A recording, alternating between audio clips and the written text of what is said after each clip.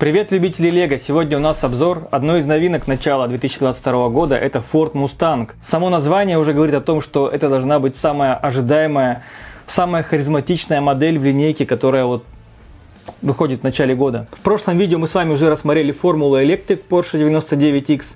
И уже с какой-то первичной вводной информацией мы подходим к обзору Мустанга, так сказать, подготовленными. Традиционно пулбеки считаются самым простым и наименее техничным набором в линейке Lego Technic. Ну, так сказать, набор для детей, которые еще пока не хотят строить какие-то функции, но хотят там погонять, попрыгать с трамплинов. Поэтому эти модели, как правило, примитивные. И таким образом, если мы говорим о таком наборе, как пулбеки, у нас сразу возникает предубеждение, что это какой-то примитивный набор. Но, наверное, в глазах детей, а также тех, кто впервые покупает набор, вот такая коробка с крутым Shelby покажется довольно крутым набором, потому что это Ford Shelby GT500. И, конечно же, эта крутая картинка не дает понимания о том, какие функции нас ждут внутри. Если вернемся к прошлому обзору, то мы закончили на том, что вот эти новые пулбеки, в частности Porsche, который я уже рассматривал, в принципе не такой уж и плохой набор, потому что, потеряв рулевую систему и поршневой двигатель, мы в принципе не потеряли какие-то очень супер важные детали, ради которых мы покупали эти наборы. Больше это касается просто технической составляющей набора из коробки. То есть тут нет рулевой системы в базе и нет поршневого двигателя, который в принципе опытный строитель легко здесь добавит. В наборе 544 детали. Ожидаемая розничная цена набора составит 4399 рублей без скидок. И соответственно со скидками эта цена будет плавать в районе 2500-3000 рублей. Давайте посмотрим с вами на содержимое набора, какие детали тут интересные есть. В инструкции опять же есть деление на два пакета. Сборка первого этапа, сборка второго этапа.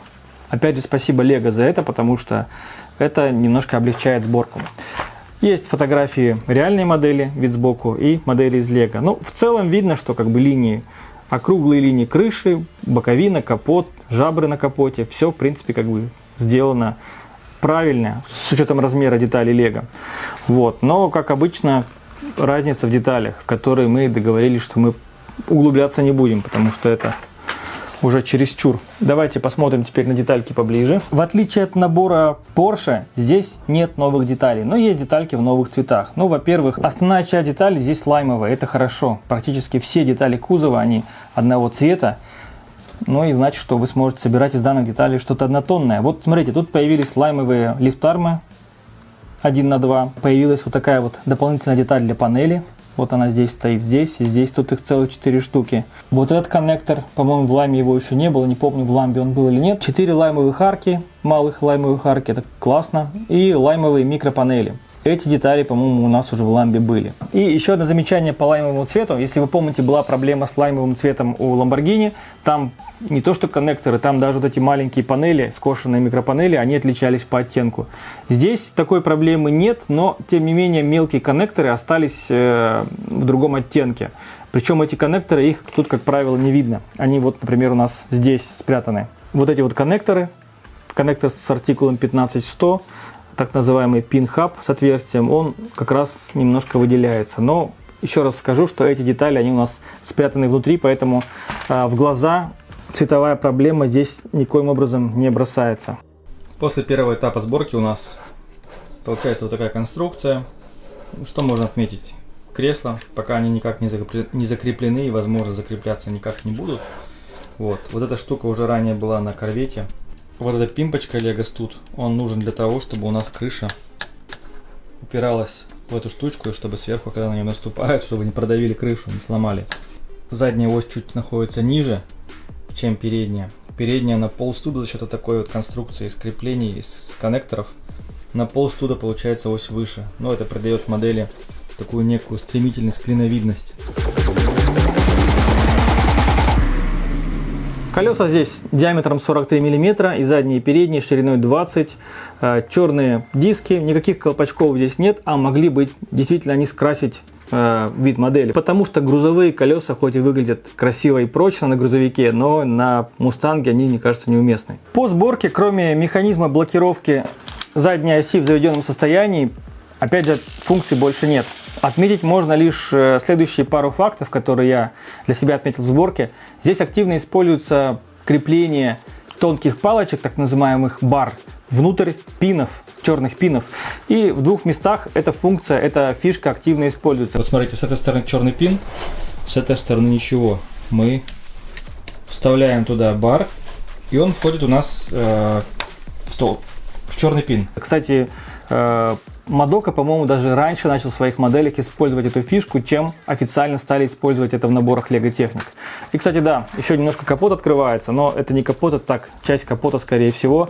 Я думаю, что он не то, что открывается, он просто сделан так, что его не закрепили должным образом, ну и как бы он остался таким вот, типа люфтящим. LEGO System деталей тут чуть больше, чем в Porsche. Ну, во-первых, это фары передние, вот здесь решетка, жабры на капоте, отверстие для охлаждения, и задняя вот эта вот панель с фарами, ну и как бы там планкой панели между фарами. Тот факт, что это pullback набор, вынуждает делать эту модель крепче, чем обычно. То есть она должна одновременно быть и простая для сборки, и в то же время прочная, ну и, конечно же, узнаваемая. Поэтому здесь такой некий баланс соблюден между прочностью и копийностью. Отсюда есть некоторые моменты, которые вот прямо так мне бросились в глаза. Например, то, что здесь очень толстые стойки лобового стекла. Они прямо толщиной 1,5 L. Но дизайнеры как бы знают это, и они пытались немножко скрасить этот момент тем, что внутреннюю часть стоек они покрасили в черный цвет, как бы визуально как бы отделяя тонкие лаймовые части стоек снаружи от как бы пространства внутри. В целом оправданное решение, учитывая, что модель должна быть прочной. Ну и не стоит забывать, что какой-то малый процент этих моделей, купленных в магазине, все равно будет кататься по дому детьми и, наверное, врезаться в стены. Хотя, конечно, мой опыт катания машины показал, что ничего прочного не существует. И у меня очень часто отваливалась вот эта задняя часть, которая держит задние фары. Ну, такая не очень крепкая конструкция здесь. Из детализации есть спойлеры, которые так неплохо выглядят, зеркала, такие грубоватые, крупные, но тем не менее. 4 патрубка выхлопной системы тоже сделаны классно. Даже сделали имитацию ручек дверей. Ну и передняя часть, конечно, декорирована неплохо. И бампер тут, и решетка радиатора, там спрятанная сетка, ну и сами фары. Если говорить о сходстве модели с оригиналом, то больше всего, мне кажется, удалась задняя часть. Ну, во-первых, это характерные фары мустангов. Они уже не меняют свой вид с момента появления первого мустанга. Преемственность соблюдается во всем модельном ряду мустангов. Спереди узнаваемость чуть поменьше, но в первую очередь связано с тем, что, как мне кажется, фары, хоть они и сделали красиво с помощью LEGO System деталей, но тем не менее они расположены ниже, чем нужно. Все потому, что у нас верхняя кромка капота, она чересчур толстая, и с этим ничего не сделать, если только не собирать модель из LEGO System. Ну, как вы понимаете, в pullback наборе это неуместно. А теперь стало ясно, для чего здесь стоит вот этот круглый плейт. Это для того, чтобы вот эта вот передняя кромка капота не прижималась плотно и была немножко наклонена. То есть не вертикально стояла, а за счет того, что там пин мешает лифтарму плотно соприкоснуться с конструкцией, такой вот наклон выходит. Довольно-таки прикольно смотрится, и да, эта штука не ходит, не двигается, как это часто бывает. Наклейки тут играют важную роль в восприятии набора. Если делать модель без наклеек, то она выглядит таким неким лаймовым ярким пятном, и, может быть, даже не сразу узнается Shelby. А вот тот факт, что здесь делают эти белые полосы, причем они частично имитируются с помощью белых наклеек, частично с помощью белых деталей. Ну и с боковой части, соответственно, и сзади тоже есть белые акценты. То есть это характерная раскраска именно моделей Shelby. Наклеек тут меньше, чем в наборе Porsche было, но есть такой неприятный момент, что в тон лаймовых деталей они опять не попали. Это хорошо видно вот в передней части, вот эта длинная лаймовая наклейка, она вот прямо рядом с лаймовым цветом выделяется. Вот. И также заднее стекло, вот это вот, тоже имитируется с помощью наклейки. Я до сих пор не могу смириться с тем, что они делают стекла или какие-то там люки с помощью наклеек. На том же Араксе был на крыше люк, или вот здесь наклейка. Я помню, на Корвете, по-моему, сзади стекла не было, но там тоже какие-то наклейки на панелях были. Вообще, мне кажется, чтобы вот такого избежать, нужно просто LEGO выпустить уже вот эти панели, длинные скошенные, не скошенные, а изогнутые панели, нужно выпустить просто в коротком варианте. Например, вместо, здесь, по-моему, 13 у нас длина, а сделать их длиной 7 или 9. Тогда можно будет в таких маленьких моделях делать и крышу, и потом дальше уже ввести стойки какие-то и делать нормальное дырявое стекло, а не наклеенное. Кстати, вот недостаток наклеек у меня видно. Я одну часть эту правую часть наклеил чуть выше, поэтому у нас линия стекла получается такая ступенчатая получилась. Надо будет аккуратно переклеить.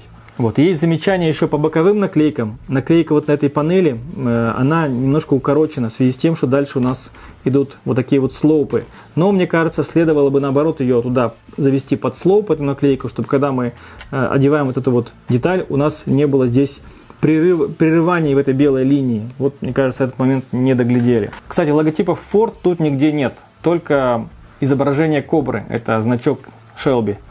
Не знаю, как в оригинальной модели, но, по-моему, все-таки Ford должен быть где-то наклеен. Вообще, мне кажется, в будущем мы увидим много модов на эту модель, в том числе в части света. Напишите, что вы думаете по этому набору. Действительно ли он такой плохой без отсутствия рулевой системы и поршней? Или все-таки это мелочи? Смотря на эту модель, я невольно вспоминаю автомобиль с автовоза, тот самый лазурный.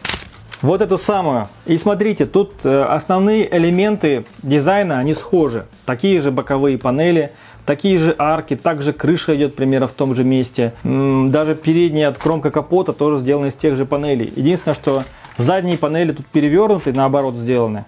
Вот. Ну и как бы есть другие моменты. Например, то, что здесь, смотрите, у нас клиренс сильно выше. Ну, во-первых, сзади у нас на 1 студ выше он получается, да? А спереди он на пол студа выше. Ну, как бы есть такие технические моменты. Вот. Но в целом они похожи. Конечно, Mustang смотрится красивее, но вот как бы так я не скажу, что эта машина некрасивая. К ней на самом деле меньше придираешься, потому что это какой-то no-name автомобиль. Ну и Mustang немножко подлиннее по колесной базе, по-моему, на 1 студ. Вот таким вот простым способом компания Lego, меняя просто морду, ну и, соответственно, заднюю часть, может выпускать разные модели. Поэтому вот под этой вот начинкой, на этой платформе можно ждать в дальнейшем там Porsche, Жигули, там, не знаю, Лады какие-нибудь, BMW, Mercedes, Audi, в общем, все, что хотите, можно выпускать вот по таким соусам. Но не стоит забывать, что та голубая машинка, она делалась как довесок к набору АвтоВоз, то есть там была уже, ну, в режиме экономии собрана, потому что сам АвтоВоз, он сам по себе огромный. А этот набор, он, в принципе, как бы сам по себе набор Ford Mustang, поэтому здесь по деталям вряд ли экономили. Пытались вот все, что можно, выжать, но с оглядкой на то, что это, конечно же, pullback. Скажу честно, модель мне это понравилась. И в отличие от того же Porsche, который есть такой довольно своеобразный, я не фанат вот этой серии автомобилей гоночных Формула Е, он мне тоже понравился, но не тем, что модель выглядит классно, да, тем, что он хороший ресурсник. Плюс тут есть новые панели. Вот. Но эта модель мне понравилась в первую очередь внешностью. И если вот эта тачка, чтобы она выглядела более-менее, нужно подбирать ракурс, даже на ту же заставку на видео на YouTube, нужно подбирать красивый ракурс, иначе она у вас будет просто плоская, какая-то вот непонятная конструкция. То с этой моделью, как ни крути, она со всех ракурсов смотрится классно. Ну, конечно, лучше всего смотрится сзади, потому что здесь фирменная узнаваемая часть, патрубки, отличный вид. И даже со стороны, на первый взгляд, он смотрится лучше не только Корвета, но и даже, наверное, Макларена, потому что Макларен уж очень какой-то угловатый, замудренный, а здесь такой простой и в то же время лаконичный дизайн. Единственный момент, который касается обеих этих моделей, если Lego что-то у нас забирает, а забирает в данном случае функционал, то надо дать что-то взамен. Нет, я не говорю о том, чтобы снизить цену, а о том, чтобы сделать что-то красивое. Например, обе машины стоят на штампованных грузовых дисках. Они даже не перевернули диски наоборот, чтобы там был такой легковой, красивый литой рисунок. Я все-таки за то, что надо было в этой серии, как в тех же моделях Speed Champions, ну, добавить какие-то вставки в диски, что ли, там, да, какие-то красивые рисунки дисков, не знаю, как Porsche или как в Aston Martin Creator. Было бы классно, но вот этого тут нет. И, кстати, я забыл один момент. По функциям вот эта модель, в отличие от нашего Формула Е, немножко отличается. Вот этот самый рычаг, который сзади торчит на Porsche, пытались они там сзади продлить и часть машины отобразить, но по факту как бы получилось грубо. Здесь торчащий рычаг выглядел бы, ну, очень прямо неуместно, поэтому этот рычаг здесь сделали быстросъемным. Ну, как быстросъемным? Вам нужно зад немножко тут покромсать, снять панель, потом снять вот эту штуку, и теперь мы вставляем рычаг. Все, он у нас держится и вот таким вот образом опускается. То есть нам пришлось разодрать пол зада, чтобы у нас теперь работал стопор. И, кстати, вот как-то механизм спуска машины работает не очень мягко, что ли. То есть какое-то усилие в конце нужно, которое вот таким хрустом, после которого машина нехотя начинает разгоняться. Теперь давайте посмотрим приложение и те игры, которые предлагает Lego вот в комплекте с этим Muscle Car. Сейчас мы посмотрим, как в приложении дополненной реальности у нас управляется наш Ford Mustang, как он там классно рулит или боком ездит, не знаю. Итак, отожгите шины. Вот, это уже интереснее гонки на 402 метра. Так, режим аркада и турнир. О, смотрите, даже есть какие-то трассы. Пустыня Хуарес, аэропорт Кристиансен, грузовая станция. Ну, давайте начнем с пустыни Хуарес. О, сейчас мы нарисуем трек. Так. Прекрасно. Ого! Вот это тут прикольно. Скалы. Настоящая пустыня Хуарес. Окей, давайте. Осмотрелись. Ковбой, Техас. Поле для отжига. Прогрев колес. Ух ты, похоже, прогрелись уже. Ну-ка. Вот она, зона для отжига. Так, а кнопку-то я не сделал сзади. Мы будем ездить без кнопки сегодня, потому что у нас сзади стоит нормальный. Ну что, поехали? Все, автомобиль обнаружен. Сейчас вы должны подрифтить, видимо, немножко. Так, дыма не вижу.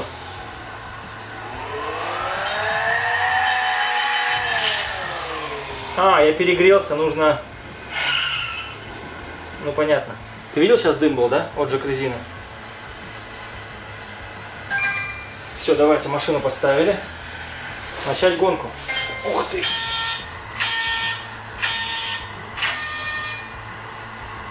А как, собственно говоря, нажимать-то? Ого!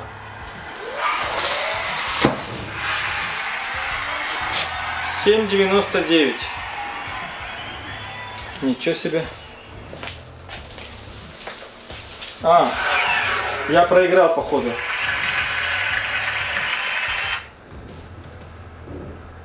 Теперь турнир. Тут, походу, все гонки идут езда четверть мили. Давайте поставим еще одну трассу, посмотрим, как это работает в режиме турнира. И, пожалуй, наверное, все. Так, линия старта. Ого, какая длинная трасса. Все, о, теперь аэропорт. Самолеты стоят, ангары. Так.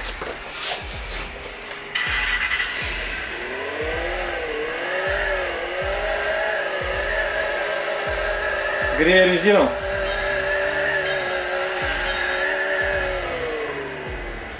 Все отлично.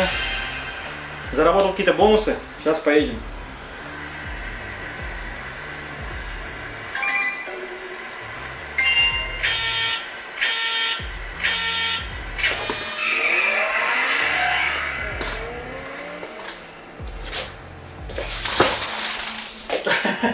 Не поехала. Так, начать гонку. Готов. Сейчас наконец-то я порву всех.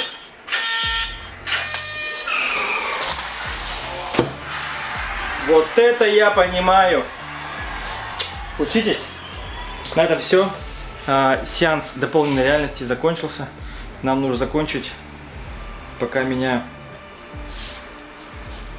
Ну, короче, все нормально с головой у меня. Ну, ваша дополненная реальность.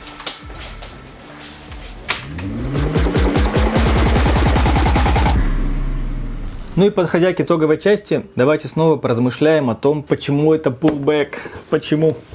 Можно, конечно, пофантазировать, что есть некие тайные сообщества любителей наборов pullback, которые давно уже переросли те примитивные наборы pullback и требуют, прямо угрожают: Lego, сделай нам новый набор, потому что мы уже устали от тех примитивных маленьких наборов, нам нужно больше, мы хотим свои Ultimate pullback наборы. Но все же стоит искать ответ в другом месте. Как вы знаете, гаджеты очень плотно вошли в нашу жизнь, и наши дети, они уже не представляют жизни без гаджетов, в принципе, не помнят, когда их не было. И я думаю, что Lego это тоже понимает, что ей приходится конкурировать с виртуальными мирами, с играми на гаджетах. Поэтому они вот ищут какие-то способы, как можно завлечь ребенка, одновременно не забирая у него гаджет, потому что это невозможно.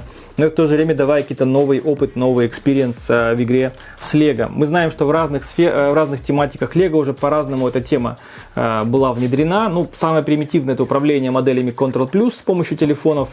Дополненная реальность в различных сериях наборов, да, тоже есть. Там всякие видео, вот это вот все самое, спасибо, нам не надо. И вот пулбеки тоже сделали с упором на дополненную реальность. И они настолько погрузились в эту тему, что даже часть функций перенесли в дополненную реальность. Например, функцию поворота колес. То есть вам не нужно рулить, потому что дополненная реальность сама повернет туда, куда вам это нужно. Скажете, ну да, ну и что? То есть можно было сделать дополненную реальность, но не добавлять пулбеки. Но, видимо, нет, потому что Lego нужно было сделать, чтобы модель была самостоятельной. То есть раз тут нет моторов электрических, она сама не едет, то нужно сделать, чтобы она как-то катилась, ну, с помощью чего-то другого. Потому что ребенку держать одновременно телефон там двумя руками и катать машину, как бы, это не получится. Поэтому нужно, чтобы она ехала сама, дешево и быстро. И как раз пулбеки здесь эту функцию выполняют. Учитывая вложение, усердие компании Lego, во-первых, продвижение сейчас темы пулбеков, как я говорил, будет маркетинговая кампания вскоре, а также тот факт, что они разработали это приложение, то я ожидаю, что в следующем году нас ждут подобные же наборы. Даже если этот опыт окажется неудачным, да, и как бы продажи провалятся, что маловероятно, то в следующем году все равно, мне кажется, выйдут наборы именно с пулбеками, а там уже они посмотрят, стоит ли эту тему продолжать или как-то развивать, или же отказаться от нее в пользу старых наборов, которые и так неплохо продавались. В общем-то, на этом все. Если сделать вывод о том, какая модель мне больше понравилась, с точки зрения коллекционера, эта модель, конечно, интереснее, но она смотрится классно. Вот, Porsche, он такой для любителей Формулы Е, даже не Формулы 1. С точки зрения ресурсной, оба набора хороши. То есть там у нас панели одного типа, плюс новые панели есть. Тут панели другого типа, они в лайме. Я думаю, что у цвета лайм много почитателей, потому что цвет действительно яркий и может сделать классные модели с этими деталями.